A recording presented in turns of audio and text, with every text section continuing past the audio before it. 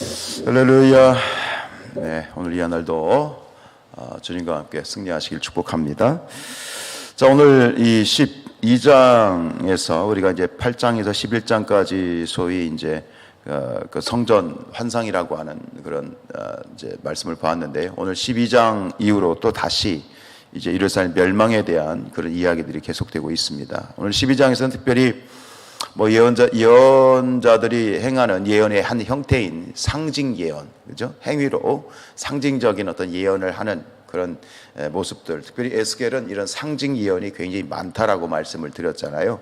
오늘은 또 두 가지의 상징적인 예언을 또 말씀에 따라서 행하는데, 하나는 이제 마치 피난민, 옛날 6.25 때 이제 포로로 잡혀가는 그런 피난민의 행장을, 짐을 꾸려가지고 마치 피난을 가는 것처럼 그런 행동을 에스겔이 이제 하게 되고, 두 번째는 이제 공포 중의 식사라 이렇게 명명이 되어 있는데, 밥을 먹는데 굉장히 두렵고 떨면서 이렇게 밥을 먹고 물을 마시라고 하는 그런 이 행위 예언 두 가지를 하나님께서 명령을 하시죠.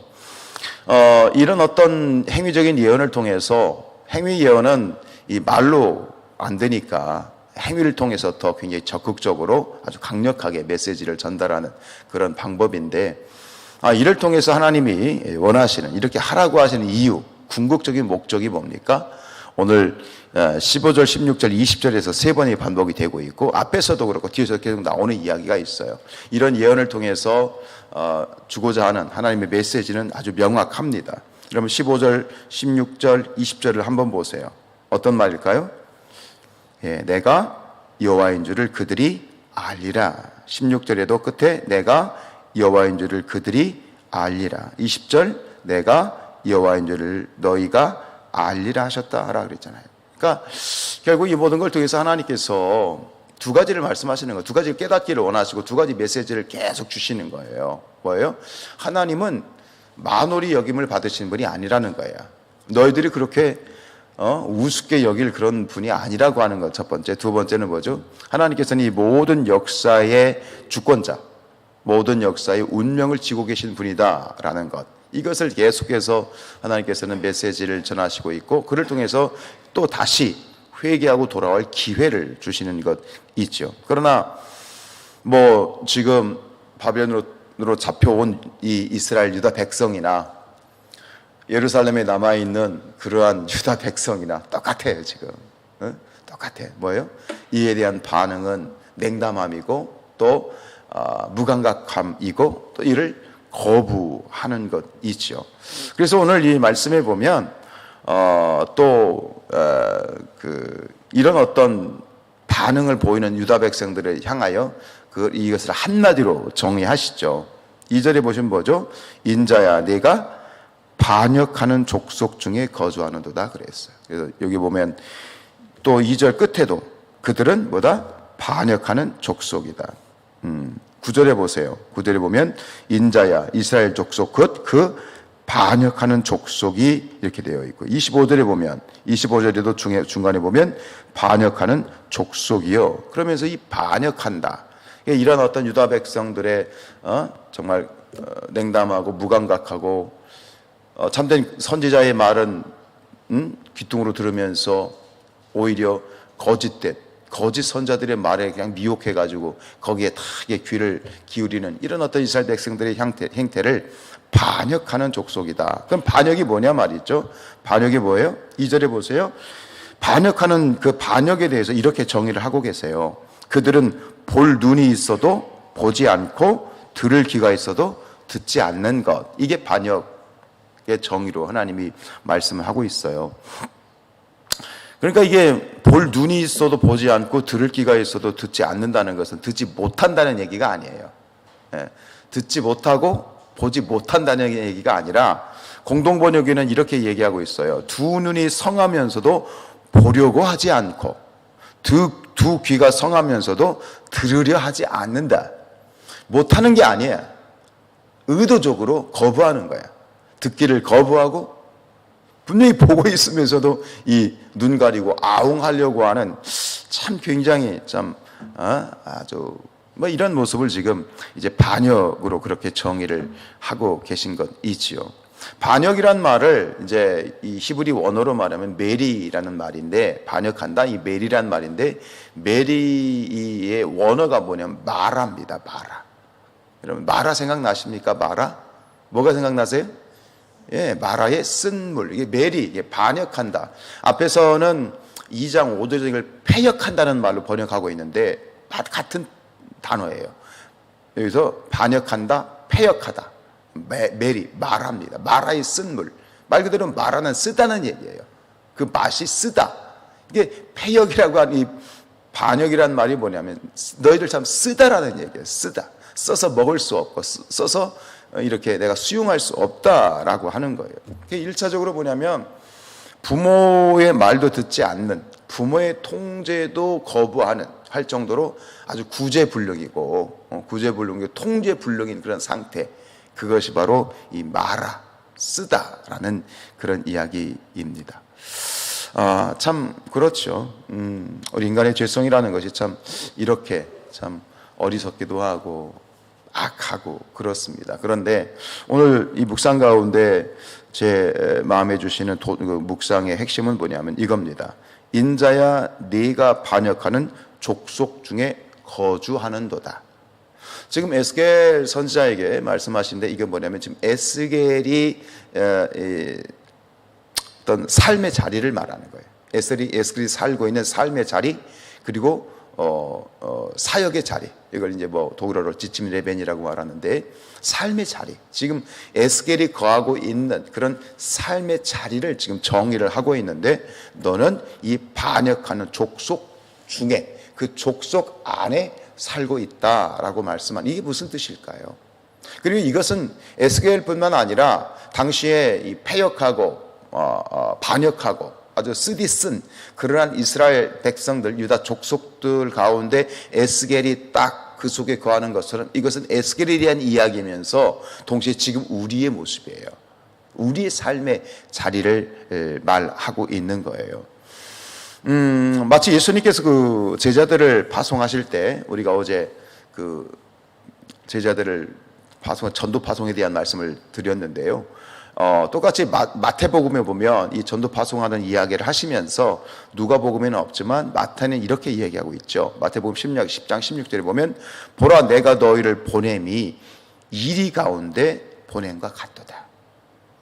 너희 양을 이리 가운데 보냄과 같도다, 이렇게 말씀하셨거든요. 이런 거예요. 이리 소굴에 거하고 살고 있는 양과 같은 존재. 이게 바로 지금 에스겔의 모습이고 또 이 땅 가운데 살고 있는 우리 그리스도인들의 모습이에요. 반역하는 족속 가운데 있는 에스겔, 이리 가운데 살고 있는 양. 이 생각만 해도 이게 딱 이미지가, 대조적인 이미지가 떠오르지 않습니까?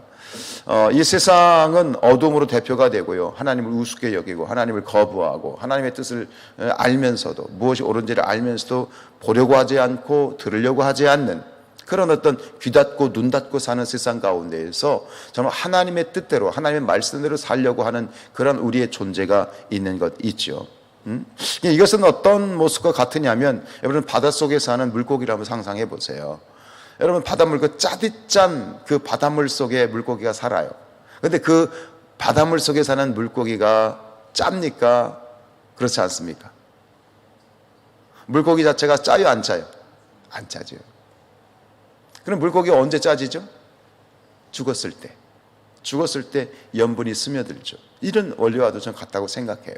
그 짜디짠 바닷속에 살되 자신은 짜지 않은가. 이 캄캄하고 어둡고 반역하는 세대에 살지만, 그러나 그리스도인은 그 속에서 하나님의 뜻대로 말씀대로 살아가는 존재. 이것이 바로 이게 거룩입니다. 그러니까 이런 삶 속에서, 이런 어떤 이 삶의 구조 속에서, 이런 삶의 자리에서 우리 그리스도인들이 가져야 되는 삶의 태도는 뭐냐? 세상과 구별된 것. 짜디짜지만 나는 짜지 않는 삶. 어둡지만 나는 빛의 삶. 이런 삶을 뭐라고 말하느냐? 이게 거룩, 구별된 삶. 이것을 거룩하다고 얘기하는 겁니다. 이게 거룩입니다. 이게 거룩의 본질적인 뜻이 다르다는 거예요. 구별되다라고 하는 것 있죠. 근데 이게 쉽지는 않습니다. 그죠? 에스겔이 또 예레미야 선자도 마찬가지고 에스겔 선자도 그렇고 세상은 자기와 다른 것을 원하지 않아요. 우리가 죄악 중에 있으니 너희도 같이 우리가 같이 죄를 지어야 되고, 이게 뭔가 좀 튀고 뭔가 조금 이렇게 자기하고 다르면 세상은 그거를 수용하지 않고 왕따시키고 그걸 거부하죠. 그러나 그럼에도 불구하고 우리 그리스도인은 이런 어두움과 악한 세상 속에서 거룩함과 빛의 이 우리의 정체성을 고수하고 또 그런 삶을 살아갈 수 있어야 되겠습니다. 빌립보서 3장 20절에 보면 사도 바울이 이렇게 고백하죠. 그러나 우리의 시민권은 하늘에 있는지라 거기로부터 구원받은 자 곧 예수 그리스도를 기다린다. 빌립보서는 이 에베소서, 빌립보서, 골로새서, 빌레몬서 네 권의 책은 소위 사도 바울이 감옥에서 쓴 옥중서신입니다. 지금 이 빌립보서는 옥중서신입니다. 감옥에 갇혀 있는 지금 로마 감옥에서 갇혀 있는 바울이 쓴 책인데, 그래서 뭐라고 얘기하냐면 이 빌립보서의 주제가 뭐냐면 기뻐하라는 거거든요. 기뻐하라. 내가 다시 말하노니 기뻐하라. 이게 빌립보서의 주제예요. 그러면서 하는 얘기가 있어요. 왜 이처럼 옥에 갇혀 있으면서도 꿀림이 없잖아요. 오히려 그 옥에 갇혀 있는데 기뻐할 게 뭐가 있어? 이게 밖에 있는 사람들도 옥에 갇혀 있는 사도 바울 때문에 근심하는 상황 가운데서 아니야, 기뻐해. 내가 감옥에 갇혀 있지만 난 기쁘다. 너희들도 기뻐해라. 오히려 내가 감옥에 갇혀 있는 것 자체를 너희들이 기뻐해야 된다. 이걸 통해서 내가 복음을 전할 수 있으니까, 이러면서 여러 가지 얘기를 하는데, 이처럼 기뻐할 수 있는 당당하고 꿋꿋하고 꿀림이 없는 그러한 어떤 이 삶을 살아갈 수 있는 이 사도 바울의 이런 정체성 모습이, 이런 삶의 태도가 어디서 오느냐? 바로 이런 거거든요. 바로 나의 시민권, 우리의 시민권은 어디에 있다? 하늘에 있다. 나는 천국 백성이다 라고 하는, 우리가 찬양을 하는 찬양 중에 죄 많은 이 세상은 내 집 아니네, 내 모든 보화는 저 하늘에 있네, 저 천국문을 열고 나를 부르네, 나는 이 세상에 정들 수 없도다. 나는 이 세상 백성이 아니야, 나는 이 세상에 속한 사람이 아니야, 나의 시민권은 천국에 있어 라고 하는 그런 자기 정체성, 그런 삶의 태도, 이것이 바로 우리 그리스도인들이 가져야 되는 어떤 삶의 자리에 대한 태도와 삶의 모습이겠죠. 여러분, 주님께서는 말씀하셨습니다. 너희는 세상의 빛이다.